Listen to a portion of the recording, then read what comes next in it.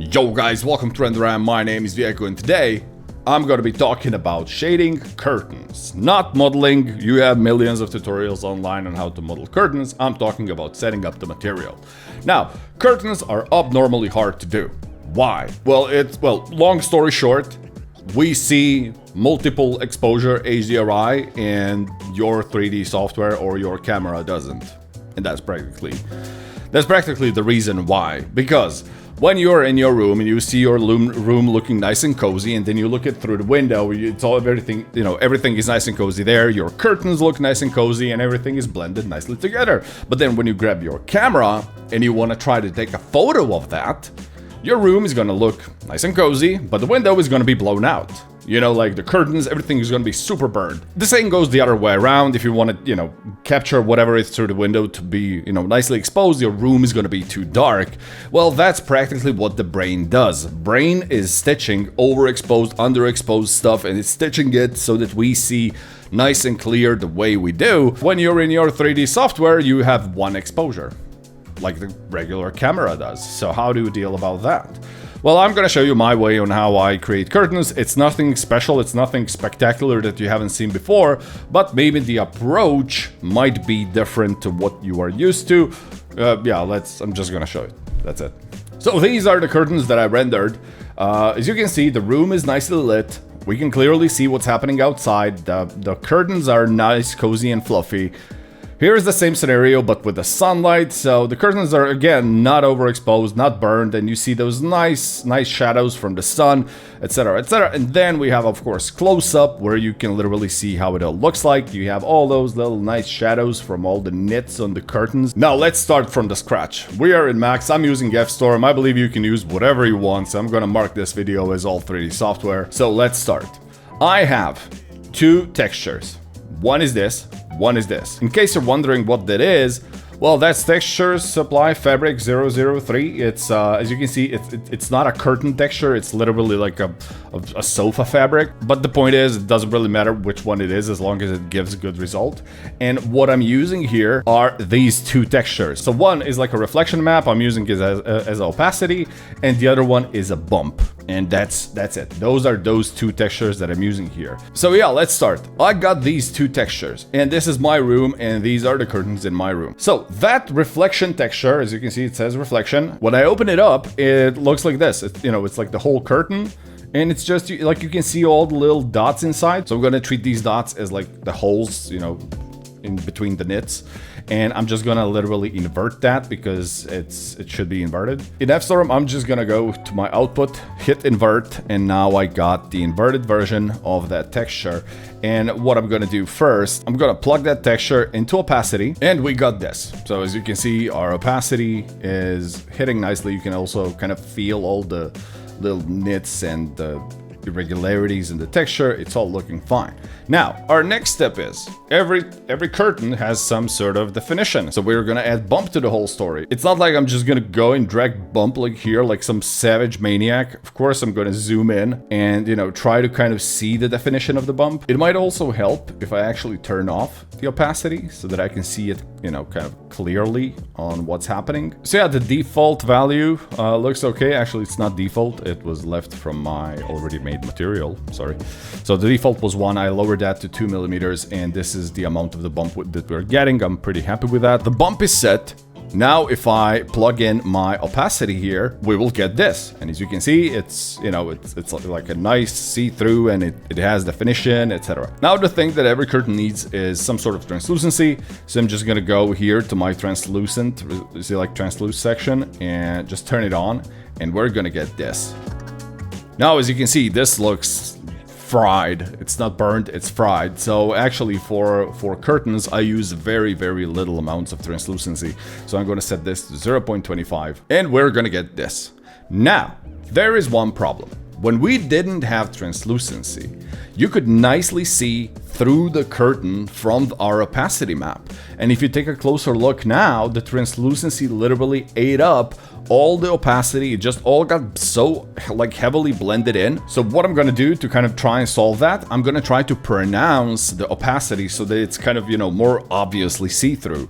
And so I'm just gonna take my color correction plug it into our opacity map, and I'm gonna lower gamma from 1, let's say, to, I'm just gonna kill it, 0.454. So now when you look at it, you kind of see more of the outside. But now the thing with translucency, I always find translucency when it comes to curtains, I find it to be like, if you use just solo translucency, pure translucency, I always find it to be very aggressive on the whole thing, because it's like a perfect path to get everything like turbo, overexposed and just, unevenly scattered colors, etc. So I'm gonna drag a fall off here, and I'm gonna plug it to emission.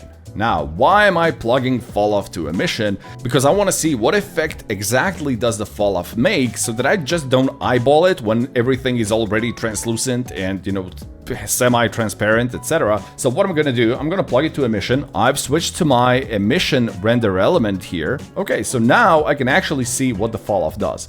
Now, the thing is, I want my translucency. So like when the how wavy carpet is, when it's under an angle, that sharp, like hard angle, literally this one here that's now dark, I want that part to have smaller effect of translucency, because like you have, if you just look at the depth of the whole thing, you have a lot of nits stacked one to another, and that's pointing at your camera, and you don't really see that effect much. But the one that's frontal facing the camera, that part is somehow logical to have translucency because it's very thin. So okay, next I'm just gonna tweak that fall off a little bit. So I just want to make it less contrasty, so I'm just gonna lift it up to, let's say, 0.2, and this is how it looks like. Okay, now I can plug that into our translucency, and this is what happened. So look at this, we now got a very clear definition of the depth from the curtains. Like you can literally nicely see every wave, because here is how it looked like before the fall off. As you can see, everything was kind of blending together, but with that fall off, you actually got a pretty nice and smooth, kind of definition. Now, to bump this whole thing a little bit when it comes to translucency, look at this. This is a close-up photo that I took of my own curtains at home. Okay, look at this. Like, when you see this, okay, so this part is literally opacity, but the translucency is like all the gradiental elements that you see here, and what you can actually notice is that you see the translucency going like from here, let's say, to here, and then here it's, like at 20%, and then it gradientially goes again to the brightness, and that kind of gives the curtains the definition. And that's what we're gonna try to replicate now. So how do I get a translucency map that has all those definitions, like where the corners are, that it kind of gradientially goes up and down, etc. Well, this is what I'm gonna do. So I'm gonna add this opacity map, or originally reflection map, in my Photoshop, and this is the map. So what I'll do, I'll just go to image adjustment and invert, because I want to have the inverted texture. Okay, so it looks like this. Now I'm just gonna add a touch of contrast to that, so something like, let's say this. Okay, and then I'm gonna blur it out. So I'm just gonna toss a little bit of Gaussian blur, and as you can see, that's kind of blending things, and it's literally creating that gradient that we saw on the photo. So it will be something, let's say, like this. Okay, so that's that. Let me just save this, and I'm gonna drag it in here. So this is that texture. By the way, in F-Storm, I actually did that without Photoshop. So this is the original texture, and what I just did, I set the pixel blur to 0.01 and gamma to 7. Why 7? Because it's actually the inverted, because the original texture is inverted, so that's 0 point something just to contrast it out, and I got the same effect. But yeah, I got this texture now, and what I'm gonna do, I'm just gonna plug it. So because in our falloff that we're using for the translucency, so I'm not gonna plug it in the black color because that's our side color. I'm actually gonna plug it in my white color because that is the actual translucency and that is what we are seeing. So I'm just gonna plug it in here, and now when I zoom in, you can see how we are kind of, starting to get all the little nits that are on the direct hit of the light. They are kind of strongly defined. And now, how was it before? Like when we didn't have that translucency texture, it looked like this. Look, it looked completely pale and it completely lost the definition. So this little texture in our translucency actually made a huge difference. And now our curtains are almost done. There's just one tiny little thing that I like to add. This is a fake, so it's an kind of isolated scenario, and when I mean isolated, I generally use it for daylight scenes. So what I like to do, so you see these wrinkles up here, and you generally don't kind of feel, you know, all the waviness there because, you know, of like diffuse light and translucency just eating it up everywhere, etc. So what I like to do, I like to add a touch of self-illumination. So I'm gonna drop in my falloff and I'm gonna plug it into the emission slot. And here I'm just gonna switch to the emission so that I can actually see what's happening with that falloff. So I want that emission to be like slightly on the edges there. I want to switch to IOR mode, so we are seeing, you know, slight corners, but I think this is actually too much, so I'm just gonna lower it down to literally something like this. Like we are aiming for those little, you know, like tiny lines of definition. If I switch back to my beauty element now, and if I render this part solo, you can now see all those, you know, slight tiny kind of wavy definitions, and it really, you know, gives the viewer, you know, something to see there instead of just looking like a, you know, like translucent blob.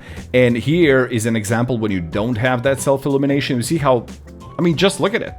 Like you can really feel all the separate kind of waves from the curtain, where here it's just blobbish. And that's pretty much how I made my curtains.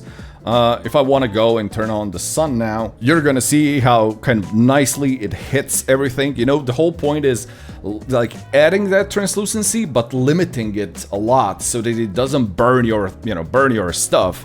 But there is one final touch for every goddamn curtain on Earth, and it's the folds. Look at this. Every curtain in the world has these little folds, and they're on all the corners and on all the sides. So I'm just gonna select my curtains. I already have those folds made, but this is without them, and this is with them. As you see, it's a sloppy work. I didn't really pay attention to a lot of details, but yeah, you can see how those folds kind of get added in, and this is the result. Look at this. You see those folds there? Like you can literally feel them, but not only that. Like, even if your curtain is slightly burning from the outside, you see how it literally creates that double layer of fabric? That's gonna prevent, you know, for the burn to kind of blend into the outside. So this is literally your border. And when you compare it just without that, you see how empty it looks like when you don't have anything on them. It just looks like raw fabric. And with this, you just add that little slight touch to your curtains. And yeah, that's how I do my curtains. Hope you like it. But you know who's Master Pro Turbo GTR RTX 10,090 in curtains?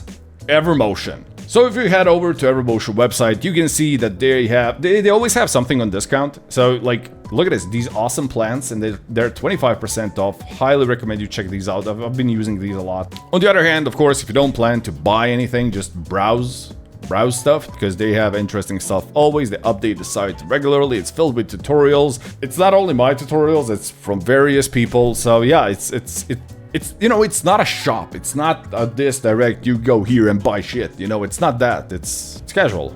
Evermotion guys are cool. So yeah, I think that's it for today. Happy curtaining. See you in the next video. Bye.